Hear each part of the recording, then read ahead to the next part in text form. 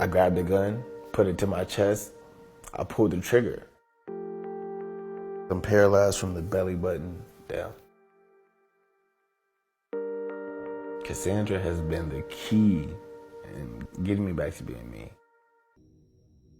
I actually never had the thought of committing suicide before leading up to the time where everything happened. I just had a lot of stuff going on to where I just felt like I just couldn't take it no more. You know, men, they're supposed to be very macho, and no man wants to look weak. I'm Kevin Ortiz, I'm 28 years old, and I tried to kill myself.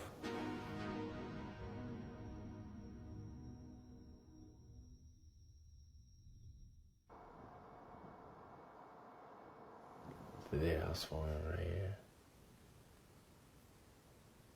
This is like the military photo. Trying to take a selfie, thinking I look good or something. I'm actually retired at the United States Air Force. My parents, they knew I was, you know, going through stuff, but then at the same time, I'm at war, I'm in Afghanistan. The moment I attempted the suicide, it's actually kind of vivid. I was driving and came to a red light, and the gun actually was about to fall off the seat. For some reason, it came to my head, if I pull the trigger, ain't nothing gonna happen. And I pulled the trigger and something happened.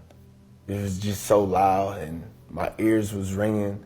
I lost my breath. And when I lost my breath, my head just kind of just went down, and that's when I seen I had a hole in my chest. And then I wake up like 3 weeks later. The moment I found out I was paralyzed, I had just woke up out of a coma. My mom was sitting right across from me. I felt like I was just happy to be alive.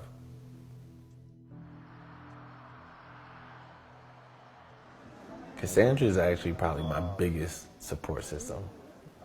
She's the one that helped me get out of the funk I was in. She's the one that pretty much brought me back to being me. All right, so today we are gonna be talking about what it is like to date somebody in a wheelchair. I started my YouTube channel back in 2013, and we do like couples videos and challenges. Since I told my YouTube channel how I got paralyzed, they've been wanting to know just little stuff about me and my everyday life and like what, you know, somebody in a wheelchair has to go through. How I do things, how I transfer, how I exercise, or how I might ride the bike, or just stuff like that. Yeah. Stay right there, fat boy, stay. All right? I guess everybody feels like you can't have sex, you can't do much. I would say like embarrassed and ashamed. You can't get on the airplane. Can't drive. You can't swim. You can still do all those things. I've done all those things.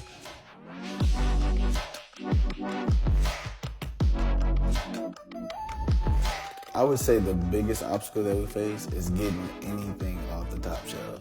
That's probably the biggest thing that we face, because she's short, now I'm short, so it's like we gotta kind of work together to get something off the top shelf.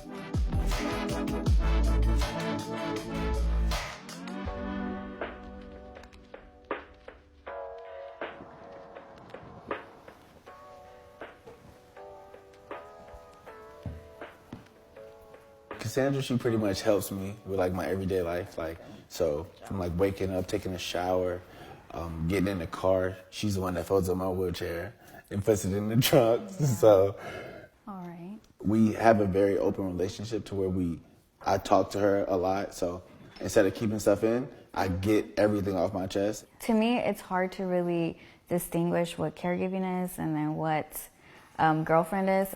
Just because I feel like that's just also a way of me showing love and care at the same time. So that's pretty much it. So usually I have to kind of help him with this door. I always leave it propped open. So at this point, I just kind of stand here as a guard to make sure if he needs help or anything, pushing over, transferring into the seat in the car seat. Yeah, I'm a little tall, so gotta fix my legs. Gotta adjust my legs. Take off the seat first, and every wheelchair is different, but I've learned how to take this wheelchair apart pretty quickly. And it might look heavy, but it's not too heavy. It's easy to pick up and throw in the trunk. And then that's how we do it every single time. This car, it has a hand control up in here for me.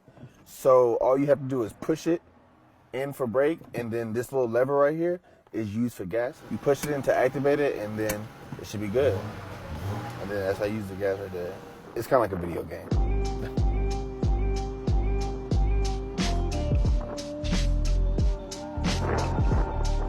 My current mental health situation is pretty good. I don't take any medications.